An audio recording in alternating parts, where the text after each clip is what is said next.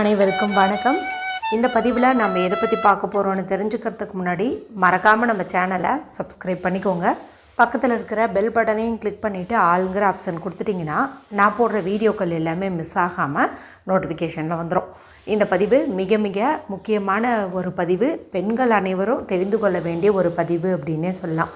எதை பற்றிய பதிவு அப்படின்னு பார்த்திங்கன்னா, வருகின்ற ஏப்ரல் மாதம் 19 மற்றும் 20 இந்த 2 நாள்லேயும் நமக்கு இந்த ஆண்டுக்கான அட்சய திருதியானது இருக்குதுங்க. இந்த அட்சய திருதியை நாளில் ஒரு குண்டுமணி அளவுக்காவது தங்கம் வாங்கினோம்னாலும் அது நமக்கு பல்கி பெருகும் அப்படின்னு சொல்லுவாங்க. அதாவது பெருகிட்டே இருக்கும் அப்படின்னு சொல்லுவாங்க. ஏன்னா அட்சய அப்படின்னாவே வற்றாதது, வளர்வது அப்படின்னு அர்த்தம்.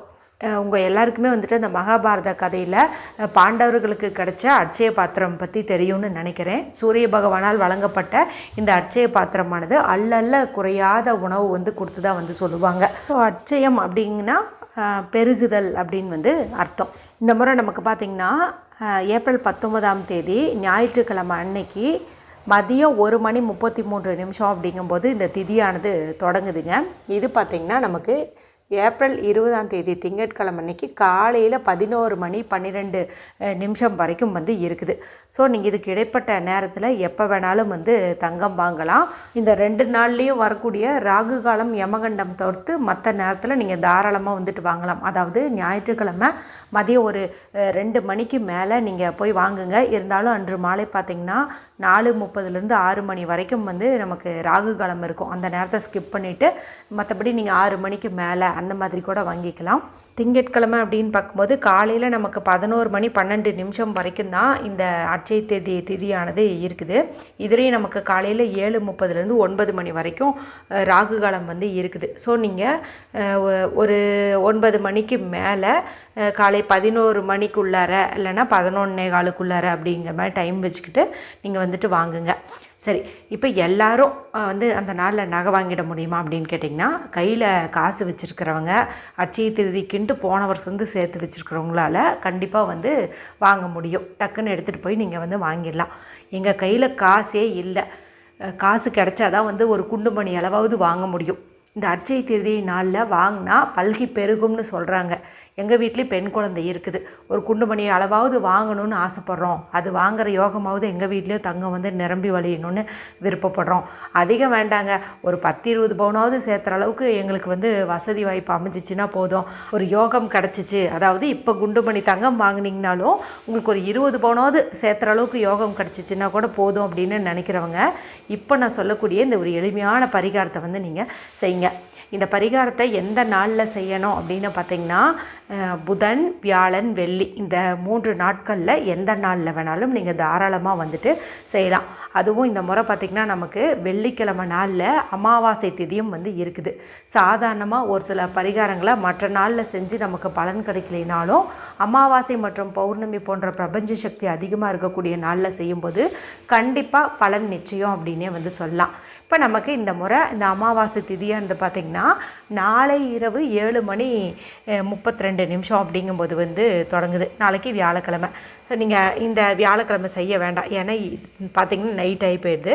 இது பார்த்திங்கன்னா நமக்கு வெள்ளிக்கிழமை மாலை 5:47 வரைக்கும் இருக்குது. அப்போ நீங்கள் வெள்ளிக்கிழமை இந்த ஒரு பரிகாரத்தை செய்யுங்க. ராகு காலம் யமகண்டம் தவிர்த்து மற்ற நேரத்தில் இதை செஞ்சுருங்க. நான் இப்போவே இந்த வீடியோ போட்டதுக்கான காரணம், இதுக்கு நமக்கு ஒரு இலை தேவைப்படுது. ஸோ நீங்கள் இது என்னென்னு தெரிஞ்சுக்கிட்டிங்கன்னா இன்றைக்கோ நாளைக்கோ பார்த்து வச்சுக்கிட்டு நீங்கள் அதை போய் எளிமையாக பறிச்சுட்டு வச்சுக்கலாம். வச்சுட்டு இந்த பரிகாரத்தை இந்த அமாவாசை நாளில் செய்யலாம். அதுக்காக தான் சொன்னேன்.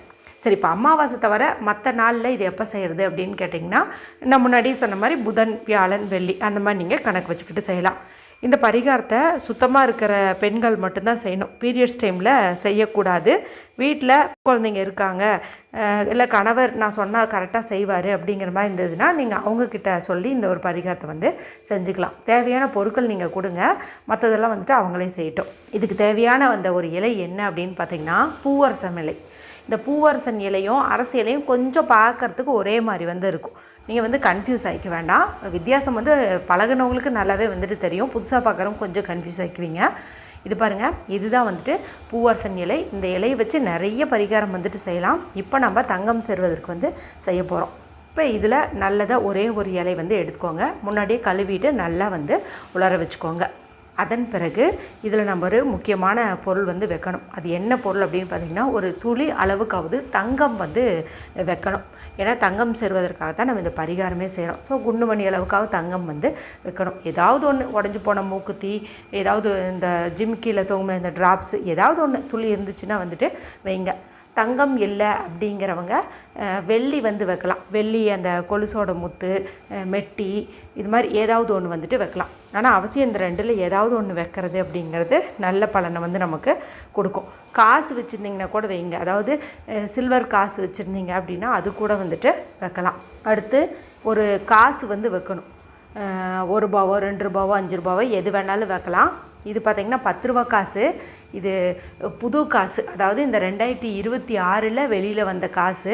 பார்க்கும்போதே ரொம்ப அழகாக வந்து இருந்தது. சரி, இதை வந்து இந்த பரிகாரத்துக்கு பயன்படுத்தலாம் அப்படின்னு சொல்லிட்டு நான் இது வந்து எடுத்துருக்கிறேன். நீங்கள் எந்த காசு வேணால் எடுத்துக்கலாம். இதை முன்னாடி சுத்தமான தண்ணியில் கழுவிக்கோங்க. கழுவிட்டு இப்போ இந்த நகைக்கு பக்கத்துலேயே வந்து வச்சுக்கோங்க. அடுத்தது இது மேலே கொஞ்சம் வந்து மஞ்சள் தூள் வைங்க. கொஞ்சம் வந்து குங்குமமும் வந்து வச்சுக்கோங்க. இவ்வளோ தான் நம்ம வைக்க வேண்டிய பொருள். இலையில் ஒரு குண்டுமணி அளவுக்காவது தங்கமோ வெள்ளியோ வைக்கணும்.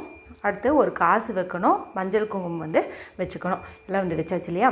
அடுத்தது ஒரு வெள்ளை நிற கயிறு வந்து எடுத்துக்கோங்க. ஒரு நூல் வந்து எடுத்துகிட்டு அதில் மஞ்சளையும் தண்ணீரையும் அல்லது மஞ்சளையும் பன்னீரையும் பேஸ்ட் மாதிரி ரெடி பண்ணி அதில் நல்லா வந்து பூசி விட்டுருங்க. கொஞ்சம் நேரம் உலர விட்டுருங்க. இதுக்கு டைரெக்டாகவே நம்ம மஞ்சள் நிற நூல் வந்து பயன்படுத்தலாம். ஏன்னா மஞ்சளுங்கிறது குரு பகவானின் அம்சம் பொருந்தியது. குருவருள் கிட்டின் திருவருள் கிட்டும்னு வந்து சொல்லுவாங்க. இருந்தாலும் நம்ம வெள்ளை நிற நூலை மஞ்சளாக மாற்றி பயன்படுத்துறது சூட்சமமான ஒரு முறை அப்படின்னே வந்து சொல்லலாம். பார்த்திங்கன்னா நான் முன்னாடி ரெடி பண்ணி வச்சுட்டு கொஞ்சம் உலர்ந்துருச்சு. இப்போது இந்த பொருட்கள் கீழே விழுகாத மாதிரி இதை அப்படியே வந்து சுருட்டி இந்த நூல் போட்டு வந்து கட்டிக்கணும். பாருங்கள், இது கொஞ்சம் உருண்டுட்டு வெளியிலலாம் போகுது. நீங்கள் பார்த்து கரெக்டாக வந்து பண்ணிக்கோங்க. இப்போ இதை வந்து நல்லா டைட்டாக முடிச்சு போட்டு வச்சுக்கோங்க. அதன் பிறகு இப்போ நீங்கள் சுத்தமாக இருந்தீங்க அப்படிங்கும்போது நீங்களே கொண்டு போயிட்டு இதை பூஜை அறையில் மகாலட்சுமி தாயார் படத்தின் முன்போ அல்லது குரு பகவான் படத்தின் முன்போ லக்ஷ்மி குபேரர் படத்தின் முன்போ வச்சு மனதார வழிபாடு வந்து செஞ்சுக்கோங்க. முடிஞ்சால் ஸ்வர்ணம் வசி வசி அப்படிங்கிற மந்திரத்தை நீங்கள் சொல்லலாம். ஸ்வர்ணம் வசி வசி, ஸ்வர்ணம் வசி வசி. இது ஒரு 27 முறையோ 108 முறையோ வந்து சொல்லலாம். இப்போ இதை முடிச்சுக்கு பக்கத்தில் ஒரு விளக்கேற்றி வச்சு அந்த தீபச்சுடரை பார்த்து வர அட்சய தேதி நாளுக்குள்ளார எப்படியாவது ஒரு குண்டுமணி அளவாவது தங்கம் வாங்கணும், அதுக்கான ஒரு அதிர்ஷ்டத்தையும் பணவரவையும் கொடுங்க அப்படின்னு ஆத்மார்த்தமாக வந்து நீங்கள் வேண்டிக்கோங்க. பீரியட்ஸில் இருக்கிறவங்க உங்கள் குழந்தைங்க கையிலே கொடுத்து கொண்டு போய் பூஜை அறையில் வைக்க சொல்லிடுங்க. நீங்கள் மனதார வேண்டிக்கிட்டீங்க அப்படின்னாவே போதும். இது ஒரு 21 நாட்கள் வரைக்கும் பூஜை அறையிலே வந்து இருக்கட்டும். 21 நாட்கள் கழித்து இந்த இலையை நம்ம மாற்றிடணும். மாற்றிட்டு வேறு ஒரு புது இலையை பறித்து புதன்கிழமை, வியாழக்கிழமை, வெள்ளிக்கிழமை இந்த 3 கிழமையில் ஏதாவது ஒரு கிழமையில் மறுபடியும் நீங்கள் இந்த பரிகாரத்தை செய்யலாம். கண்டிப்பாக இந்த 21 நாட்களுக்குள்ளாரையே தங்கம் வாங்குவதற்கான யோகம் வந்து உண்டாயிடும். இருந்தாலும் நமக்கு இன்னும் கொஞ்சம் சேர்ந்துக்கிட்டே இருந்தால் நல்லாயிருக்கும்னு விரும்புகிறோம் இல்லையா? ஸோ தொடர்ந்து செய்வதன் மூலமாக தங்கம் வந்து நம்மக்கிட்ட சேர்ந்துக்கிட்டே இருக்கும் அப்படின்னு வந்து சொல்லலாம். இதை நம்பிக்கையோடு வந்துட்டு செய்யுங்க. சரிங்களா? முடிஞ்ச அளவுக்கு இந்த அமாவாசை நாள்லேயே செஞ்சிங்கன்னா உங்களுக்கு அட்சய தேதி நாளுக்குள்ளார நகை வாங்கக்கூடிய யோகம் வந்து கிடைக்கும். ஒருவேளை நீங்கள் அதுக்குள்ளார இதை செய்ய முடியல, சூழ்நிலை வந்து சரியில்லை அப்படிங்கும்போது நான் சொன்ன அந்த 3 கிழமையில் எப்போ வேணாலும் செய்யுங்க. எப்போ தங்கம் வாங்கினாலும் நமக்கு நல்லது தானே. ஸோ அவசியம் செஞ்சு பலனடையுங்க. வீடியோ பிடிச்சிருந்தால் மற்றவங்களையும் ஷேர் பண்ணுங்கள், லைக் பண்ணுங்கள். மற்றும் ஒரு பயனுள்ள பதிவில் உங்களை சந்திக்கிறேன். நன்றி, வணக்கம்.